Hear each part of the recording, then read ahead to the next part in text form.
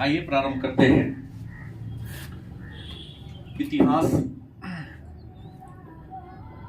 शुरू से हम लोग पढ़ेंगे, जानेंगे कि पहले इतिहास का क्रोनोलॉजी क्या है, इतिहास कहाँ से हम प्रारंभ करते हैं। तो सबसे बड़ी बात है कि मैं आपको बता दूं, वह बात मैं चर्चा नहीं करूंगा जिसके बारे में आप पहले से जानते हैं।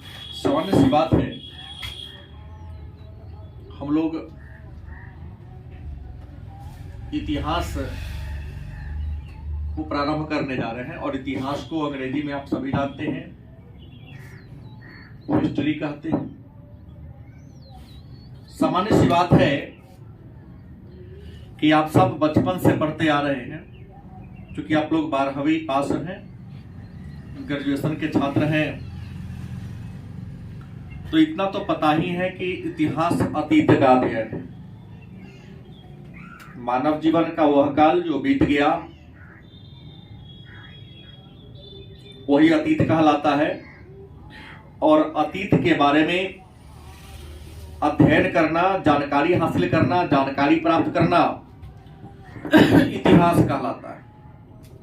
बचपन में आपके टीचर ने आपको पढ़ाया होगा, इतिहास दो शब्दों के मिलने से बना है, इति जोर हास।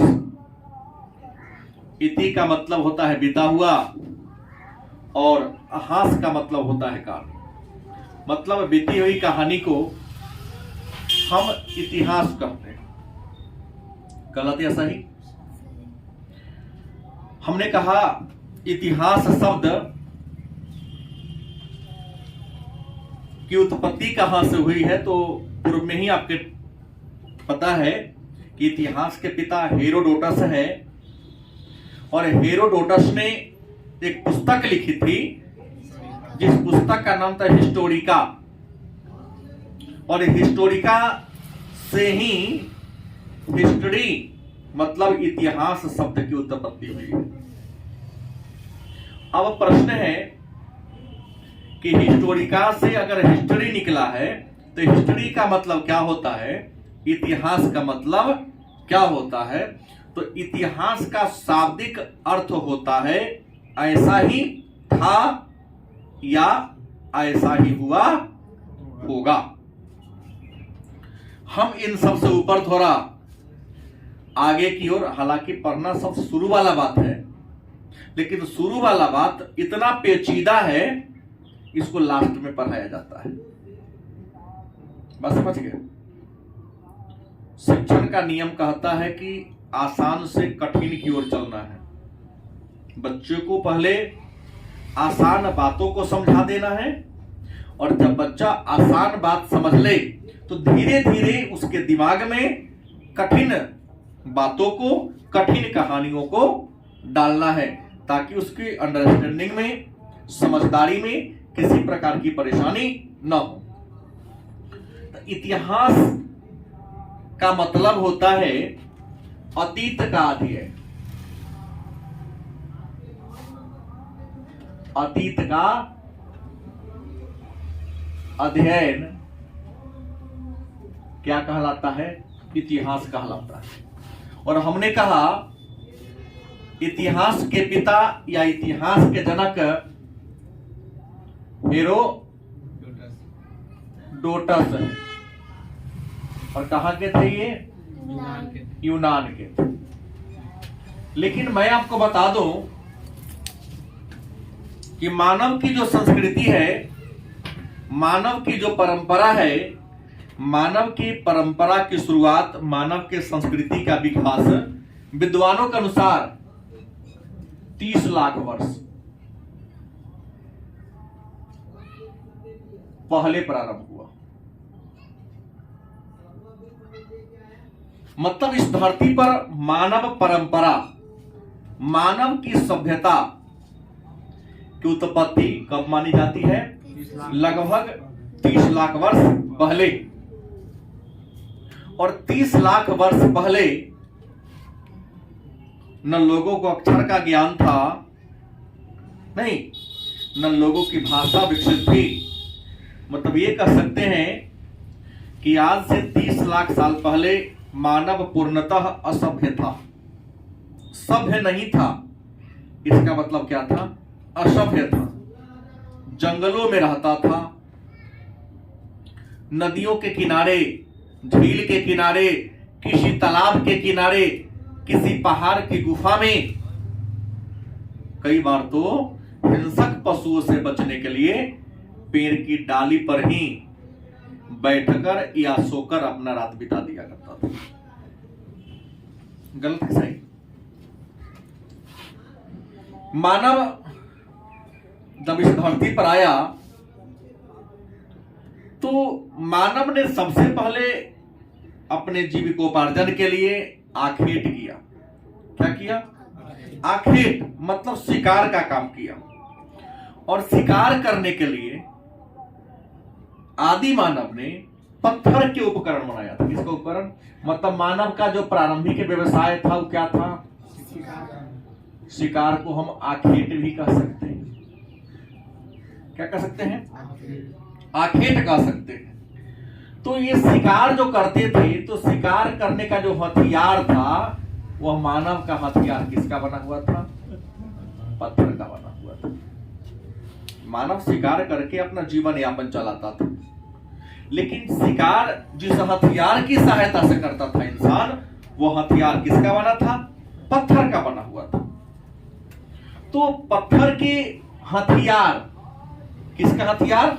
पत्थर के हथियार तथा वातावरण, पत्थर के हथियार और वातावरण के आधार पर ये जो इतिहास है ना, विद्वानों ने इस इतिहास को कितने वर्गों में बांट दिया है? 3 वर्गों में बांट दिया है। थोड़ा सा आपको मैं चेंज करके बताऊंगा, कंफ्यूजन ना होइएगा। मानव, प्रारंभिक मानव का मूल व्यवसाय क्या था? शिकार था। शिकार को आखेट भी कहते थे। शिकार करते थे, शिकार नहीं मिला तो जंगल में से कंदमूल इकट्ठा करके अपना भोजन प्राप्त करते थे। तो पत्थर के औजार और इन वातावरण के आधार पर इतिहास को कितने भागों में बांट दिया गया है? 3 भागों में। पहला बांट दिया प्राचीन काल। कौन हो गया? प्राचीन काल। दूसरे का नाम दे दिया मध्यकाल, और तीसरे का नाम दे दिया आधुनिक काल। कोई दिक्कत? 3 भागों बांट दिया। अब भाई ये तो मैं जान रहा हूं कि जो मध्यकाल का हमारा समय है, हम जो भी बात करेंगे इंडिया के रेस्पेक्ट में बात करेंगे, क्योंकि हम लोग क्या है? भारतीय हैं। तो हम जिस काल के बारे में चर्चा करेंगे, हर काल में हम उन्हीं हथियारों का, उन्हीं वर्ष का चर्चा करेंगे जो भारत के संदर्भ में हुआ। पूरे विश्व में करेंगे तो कंफ्यूजन का भी शिकार होंगे, मैं भी होऊंगा। अध्ययन के शुद्धता के अनुसार में बांटा गया। 1 मिनट। पत्थर के औजार और वातावरण के आधार पर इतिहास को 3 भाग बांट दिया। मध्यकाल का समय भारत के रेस्पेक्ट में आप लोग जानते हैं 1206 से 1526 तक था, सॉरी 1707 तक था। की मृत्यु तक। दिल्ली सल्तनत से लेकर कौन तक? मुगल वंश के 6वां राजा तक। हाँ, मुगल वंश के 6वां राजा तक, मध्यकाल औरंगजेब तक। और ये भी जानते हैं कि 1707 से अब तक कौन काल है? आधुनिक काल। लेकिन बात आती प्राचीन काल, यह तो 1206 से पहले होगा प्राचीन काल, लेकिन शुरू कहां से है हमको जानना ये है। तो हमने यहां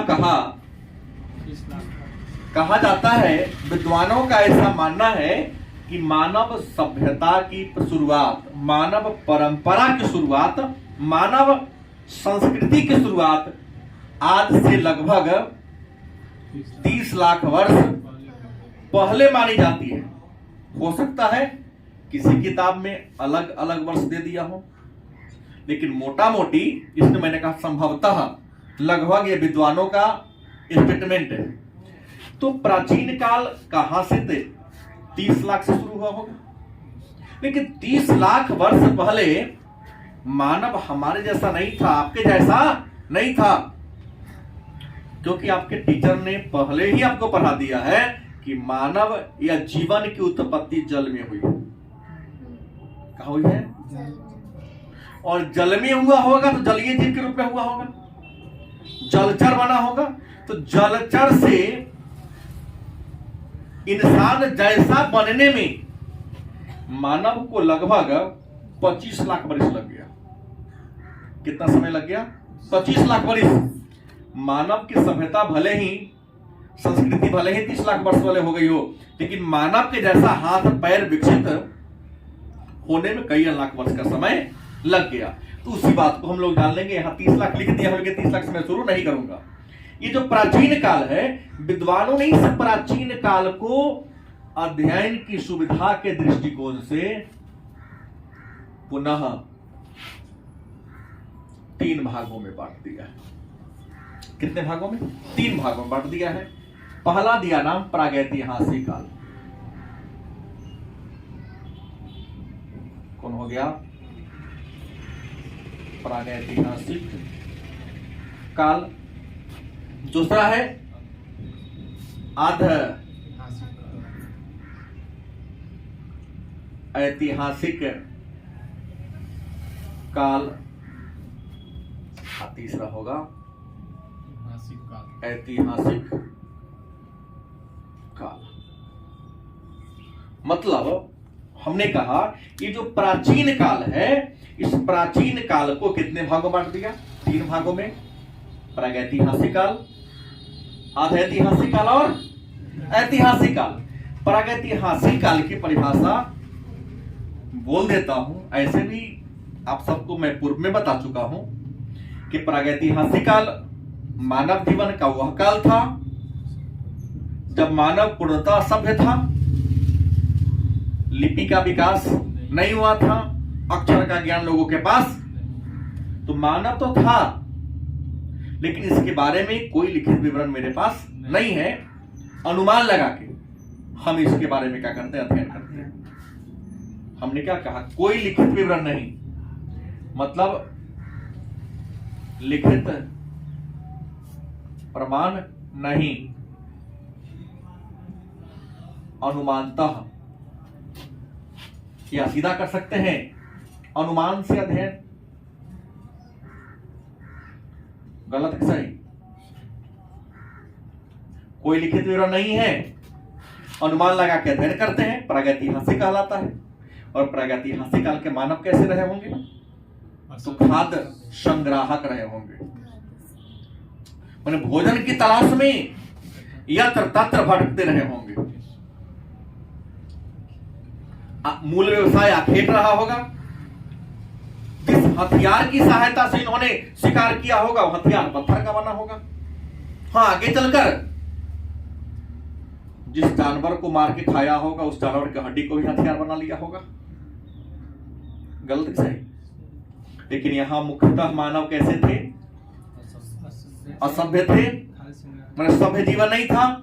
जंगलों में रहते थे, पहाड़ के गुफाओं में रहते थे, नदियों के किनारे रहते थे, कई बार घने जंगल में रहा करते थे। राधे इतिहास का परिभाषा मैं दिया हूं, लिखित विवरण है, पढ़ने में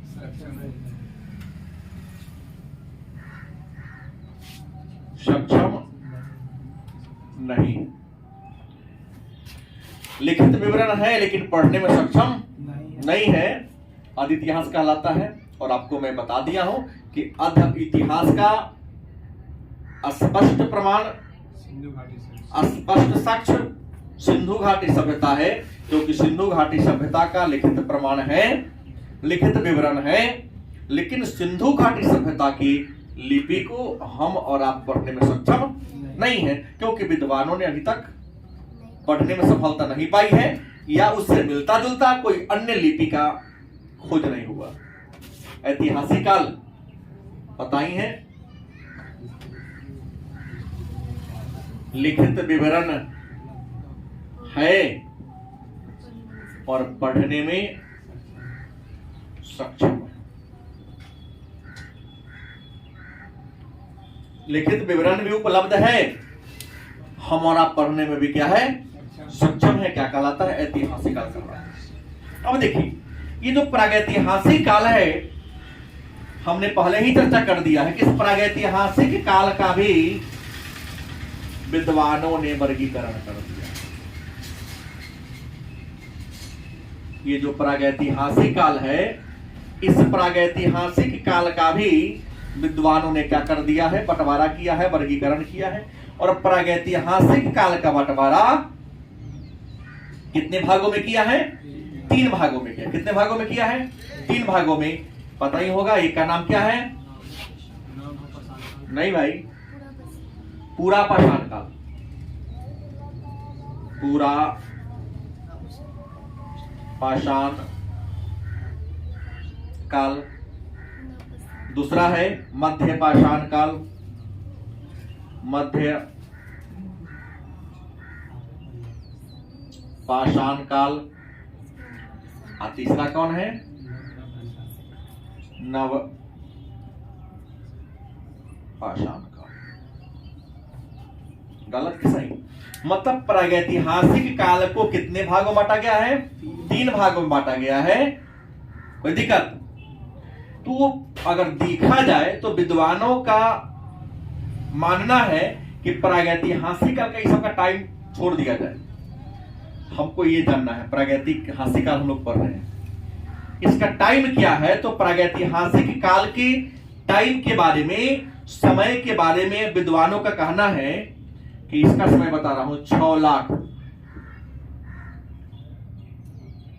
BC टू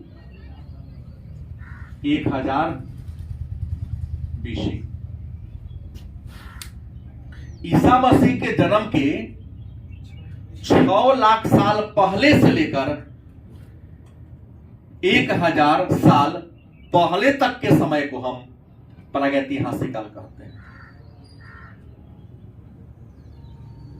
मतलब कह सकते ऋग्वैदिक काल प्रागैतिहासिक काल का ही अंतिम चरण है। क्या कहा जा सकता है? बड़े परीक्षा में वहां से प्रश्न ले लेते हैं। कोई कोई विद्वान इसको थोड़ा 1 साल आगे पीछे कर देते हैं। अब देखिए, अब आ गया प्रागैतिहासिक काल के कितने चरण हैं, 3 चरण है। पहला कौन आ गया, पूरा पाषाण काल। तो पूरा पाषाण काल का जो समय है यह है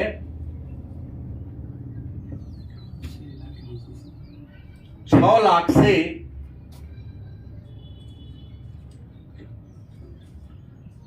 10,000 BC।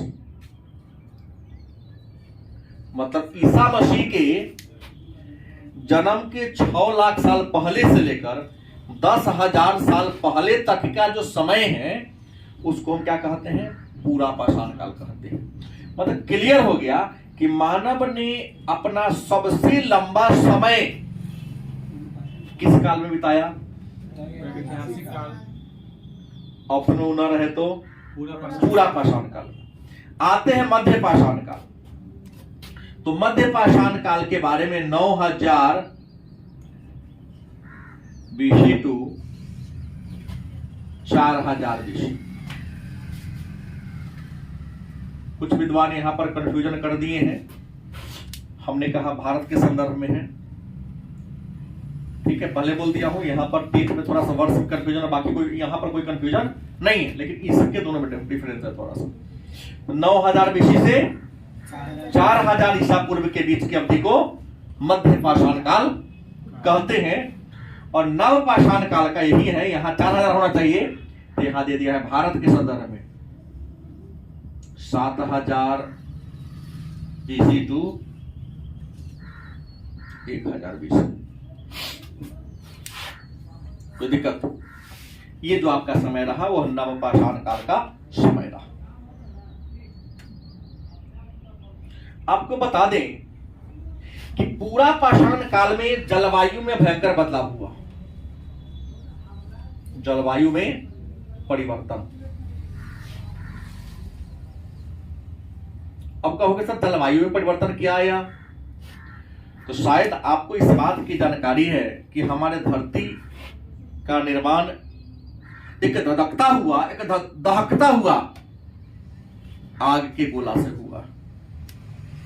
लेकिन जब वह आग का गोला धीरे धीरे धीरे धीरे करोड़ों वर्ष में अत्यंत शीतल हो गया, तो इतना ज्यादा शीतल हो गया कि धरती पर बर्फ का चादर फैल गया। नहीं, हजारों किलोमीटर ऊंचा पृथ्वी पर क्या जम गया? बर्फ की एक मोटी चादर पड़ गई, परत जम गई। इस पृथ्वी पर 4 बार हिमपात हुआ है। कितने बार?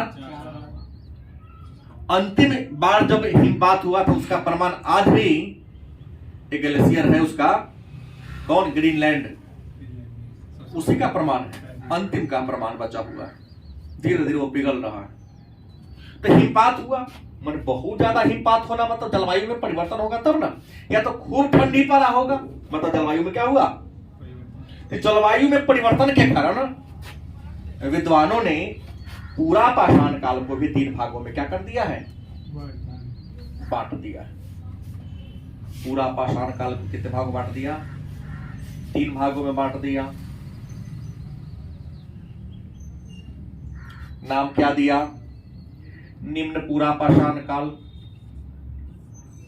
निम्न पूरा पाषाण काल। दूसरा मध्य पूरा पाषाण काल,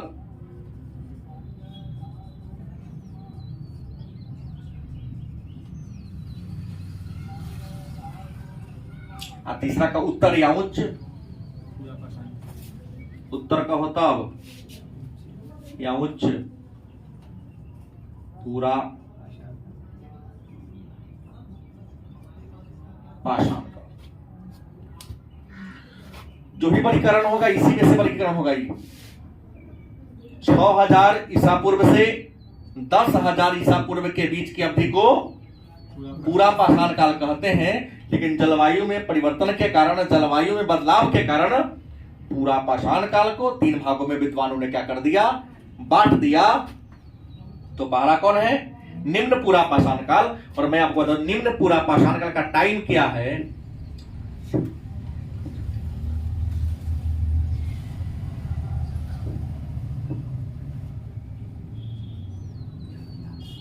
छह लाख ईसा पूर्व से 1.5 लाख ईसा पूर्व के बीच की जो अवधि है उसको हम निम्न पूरा पाषाण काल कहते हैं। तो निम्न पूरा पाषाण काल। दूसरा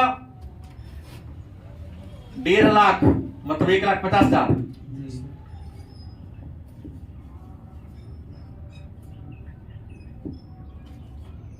BC टू 40,000।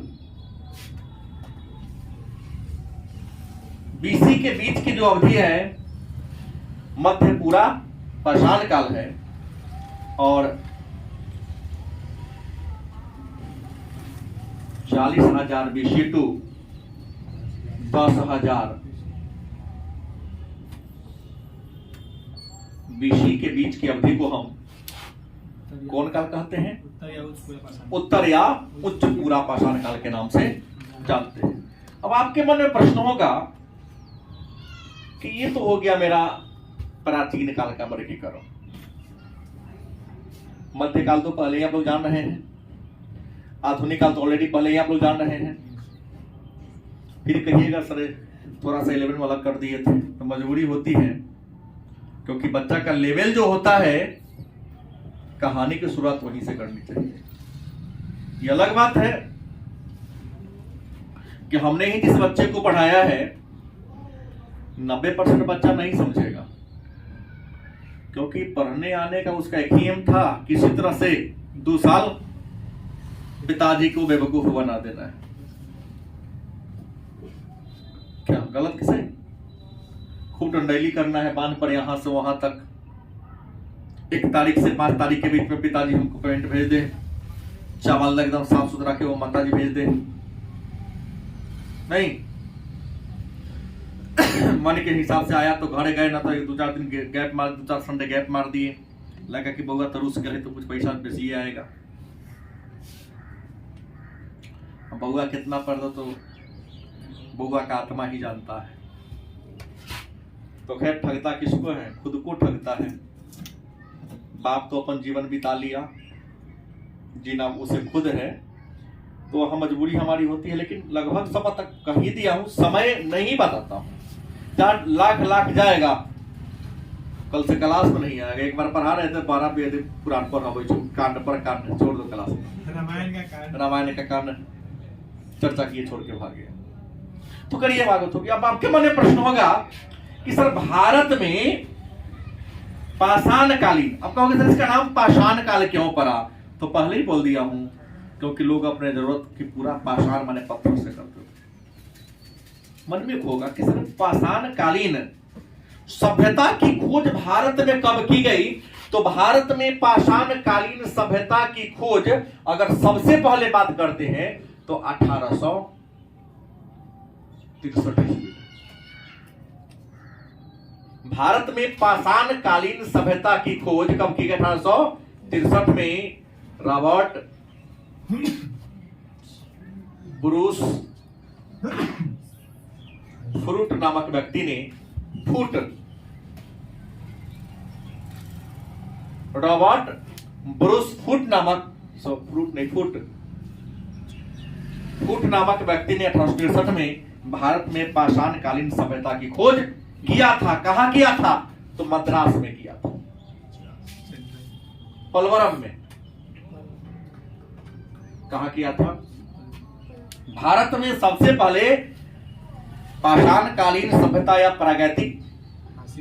प्रागैतिहासिक काल के बारे में जानकारी 1863 में मिली।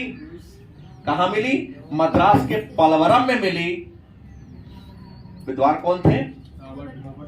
हाँ, लेकिन भारत में बड़े पैमाने पर पाषाण कालीन सभ्यता की खोज कब किया गया या खोज कराने का प्रयास कब किया गया? तो भारत में बड़े पैमाने पर बात करते हैं तो 1935 की कहानी है। 1935 में एक विश्वविद्यालय है कैम्ब्रिज, नाम सुने होंगे। कैम्ब्रिज एक विश्वविद्यालय है। कैम्ब्रिज विश्वविद्यालय के 2 विद्वान थे, डी टेरा और पीटरसन। कौन थे नाम? De Terra and Peterson. इन दोनों के नेतृत्व में, डी टेरा और पीटरसन के नेतृत्व में 1935 ईस्वी में, अब बता दे कि उत्तर से दक्षिण हिमालय को 3 भागों में बांटा गया है। नहीं, एक महान हिमालय, एक मध्यवर्ती हिमालय और सबसे दक्षिणी हिस्सा को शिवालिक हिमालय कहते हैं। और शिवालिक हिमालय में एक इलाका है पोतवार का पठार। तो उस क्षेत्र में खुदाई कराने का काम 1935 में किया गया। और किसके नेतृत्व में? डी टेरा और पीटरसन के नेतृत्व में सारे कैम्ब्रिज विश्वविद्यालय के पुरातत्व विभाग के विद्वान थे, उन्हीं के देखरेख में खोजा गया। बात है कि किस काल का समय क्या था, किस काल के लोग करते क्या थे। तब इस बात को कहने में कोई आपत्ति नहीं है कि प्रागैतिहासिक काल का समय 6 लाख ईसा पूर्व से 1000 ईसा पूर्व के बीच का समय था। इस काल के लोग खाद्य संग्राहक थे, शिकारी थे, आखेट करते थे, पहाड़ के गुफाओं में रहते थे, घने जंगल में वृक्षों के ऊपर रहते थे। कई बार झरना और पानी के लिए झरना और तालाब के अगल बगल में रह जाया करते थे, कच्चा मांस खाया करते थे। बाद में आगे चलकर जब आग की खोज हो गई तो लोगों ने पकाकर खाना शुरू कर दिया। ठीक। दूसरी बात है, 3 भागों में बांट दिया तो पूरा पाषाण काल। पत्थर का औजार बनता था। यह मानव ऑलरेडी मैं पहले बोल दिया हूं खाद्य संग्राहक था, उत्पादक नहीं था। तो खाद्य यहां संग्राहक थे, शिकार करते थे, कंदमूल खाते थे, लेकिन पत्थर के औजार से शिकार करते थे। मछली पकड़ना, शिकार करना, जंगल से कंदमूल लाना, इसका मुख्य काम था। और इस काल के लोगों को धातु का ज्ञान नहीं था। जो हथियार बनाते थे पत्थर का वह क्या था, अगड था, मतलब बिडौल था, परस्कृत या सुडौल नहीं था। मध्य पाषाण काल की बात करते हैं तो यहाँ पर हिमयुग ज्यादा था ही, लोग कम थे। यहाँ पर हिमयुग, दूसरा हिमयुग क्या हो गया, खत्म हो गया था। शिकार करना, मछली पकड़ना, ये इसका काम था। और मध्य पाषाण काल का प्रमाण अपने भारत में राजस्थान, दक्षिणी उत्तर प्रदेश, पूर्व मध्य भारत और कृष्णा नदी के डेल्टाई क्षेत्र में मध्य पाषाण काल का प्रमाण मिला है। नवपाषाण काल मानव जीवन के विकास का चरमोत्कर्ष का काल था, क्योंकि यहाँ पर ज्ञानी मानव का विकास हो चुका था, जिसको होमोसेपियंस कहते हैं। यहाँ पर कृषि का विकास हो गया था। कृषि के विकास के कारण लोगों ने अस्थायी रूप से निवास करना शुरू कर दिया था। नदी घाटी में घर बनाकर रहना शुरू कर दिया। यहाँ के लोगों ने नाव का, चाक का विकास कर लिया था। आग का तो पहले ही खोज हो चुका था। यहाँ लोग तांबा की खोज कर ली थी। तांबा और को पत्थर के ऊपर फाल लगाकर बड़े बड़े पैमाने पर जंगलों की कटाई कर रहे थे। कृषि का विस्तार यहाँ पर कर रहे थे, मतलब अस्थायी निवास की यहाँ शुरुआत हो गई थी। मध्य पाषाण काल और इसके जानने में मध्य पाषाण काल के बाद नव पाषाण काल मैंने चर्चा कर दिया। अभी जो नव पाषाण काल आते हैं तो यहाँ पर कुछ और विशेषता थी कि यहाँ पर लोग पत्थर का जो प्रयोग करते उस पत्थर में पॉलिश का यूज कर लेते थे। सुंदर बनाने के लिए पत्थर प्रकार लगाते थे पॉलिश। जैसे सोना या चांदी का कोई आप आभूषण बनाते हैं, सीधे मिस्त्री बना के लाके आपको दे देगा ना तो सुंदर नहीं लगेगा, पॉलिश किया जाता है। जो बाजार से चावल खरीदते हैं और आपके घर में का जो चावल है, दोनों डिफरेंस होता है, क्योंकि आपके घर का और हमारे घर का चावल उसमें पॉलिश नहीं किया गया रहता है। लेकिन जो बाजार में चावल उसको महंगा कीमत लेना है तो मशीन की सहायता से उस पर क्या किया जाता है, पॉलिश कर दिया जाता है, ताकि वो देखने में क्या लगे, सुंदर लगे। तो नवपाषाण काल में पॉलिशदार पत्थर का प्रयोग करते लोग कुल्हाड़ी पत्थर का बना लिया था। अनुत्पादक हो गए थे, अस्थायी निवास करने लगे, घर बनाने लगे थे। और नवपाषाण काल का घर मिला है कहाँ, बुर्जहोम, बिहार के चिरांद जो सारण जिला में है, मिला है ना। और बुर्जहोम में तो गर्तवास, धरती की गहिरा खनता था, गहिरा में घर बनाता था, अंडरग्राउंड घर बनाता था। और ये कहां से मिला है, बुर्जहोम से मिला। नवपाषाण काल में लोग हड्डी का भी हथियार बनाना शुरू कर दिया, कुत्ता को पालतू बनाना शुरू कर दिया था। कई बार ऐसा नवपाषाण काल में प्रमाण मिला है कि जब मालिक मर जाता था, मालिक के साथ ही कुत्ता को दफन न दिया जाता था। लेकिन एक विशेष बात जान लीजिए, मालिक के साथ कुत्ता को दफनाने का प्रमाण केवल और केवल भारत में मिला है, अन्य किसी देश में नहीं मिला है।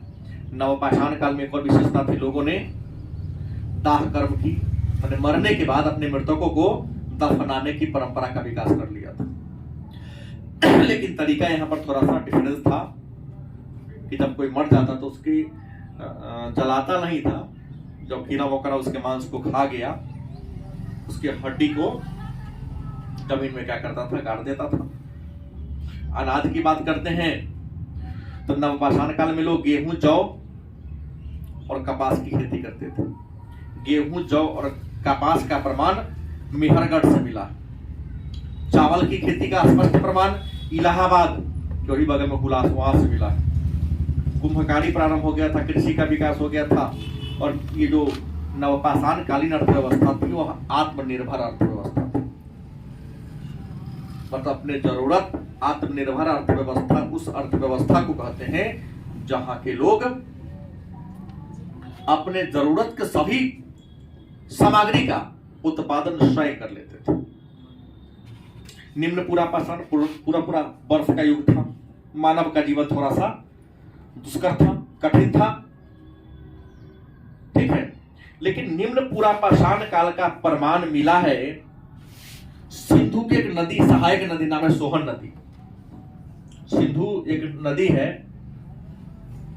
ना, जो भारत में ही बहती है, पाकिस्तान में बहती है। तो सिंधु की सहायक नदी, इसका नाम क्या है, सोहन नदी। तो निम्न पूरा पाषाण काल का प्रमाण सिंधु की सहायक सोहन नदी घाटी से मिला है, और तो उसका नाम ही दिया गया सोहन संस्कृति। कौन संस्कृति? सोहन संस्कृति। आगे भी और भी मैं चर्चा करूंगा, लेकिन सोहन संस्कृति क्या है? तो निम्न पूरा पाषाण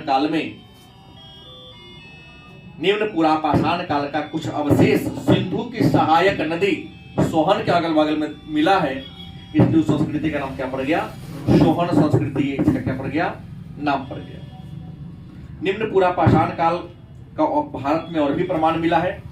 जम्मू कश्मीर में मिला है, आपको थार के रेगिस्तान में मिला है, उत्तर प्रदेश के मिर्जापुर के बेलन घाटी में मिला है, मध्य प्रदेश के भीमबेटका में मिला है, जहां से हथियार, उस समय के लोग जो पत्थर के हथियार बनाते थे, उसका प्रमाण मिला है।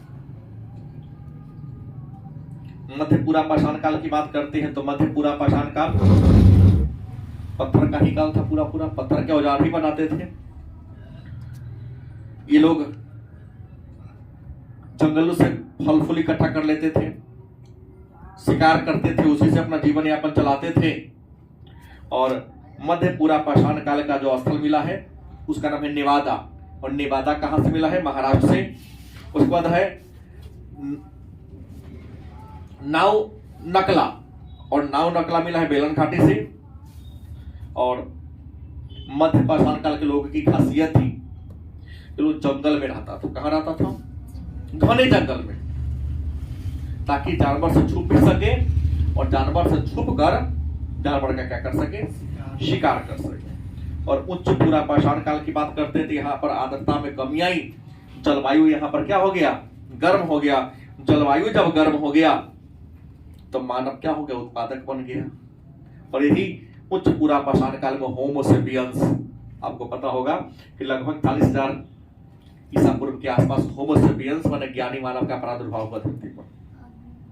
जब मानव ज्ञानी आया तो सभ्यता का बड़ी तेजी गति से विकास हो गया। नए नए हथियार का निर्माण करने लगा, और लोग खेती बाड़ी करना शुरू कर दिया, और नदी के किनारे अपना घर बनाना प्रारंभ कर दिया। ये रहा आपका प्रागैतिहासिक। बाकी आगे जो होगी अगले क्लास में होगी।